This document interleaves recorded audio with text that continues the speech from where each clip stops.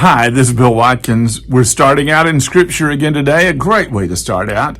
We're in 1 Peter chapter 4. Today I want you to look at verses 14 through 16. If you are insulted for the name of Christ, you're blessed. It doesn't seem like that would be true, but it is. Why? Because the Spirit of glory and of God rests upon you. But let none of you suffer as a murderer or a thief or an evildoer or as a meddler. Yet if anyone suffers as a Christian, let him not be ashamed, but let him glorify God in that name. So if you're insulted or persecuted, he says you're blessed. Seems the opposite of the way we think. We think of when happy things happen, we're blessed. When bad things happen, Satan's involved in all this. And yes, Satan is involved in all this, but so is God.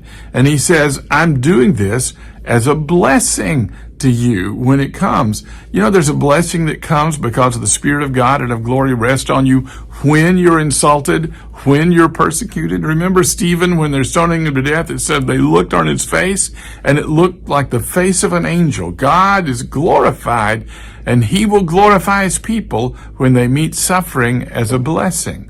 But he says, on the other hand, suffering's going to come to you. Just make sure it's because you're a Christian, not because you're a murderer, thief, an evildoer, or a meddler in other people's matters. But if you suffer as a Christian, don't be ashamed. Glorify God in that name. That is, in the name of Christian.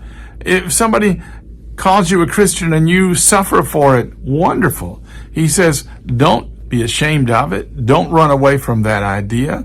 Thank God.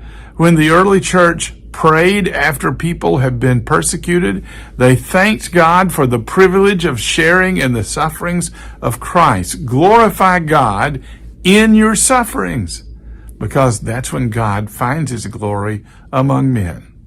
Thanks for watching.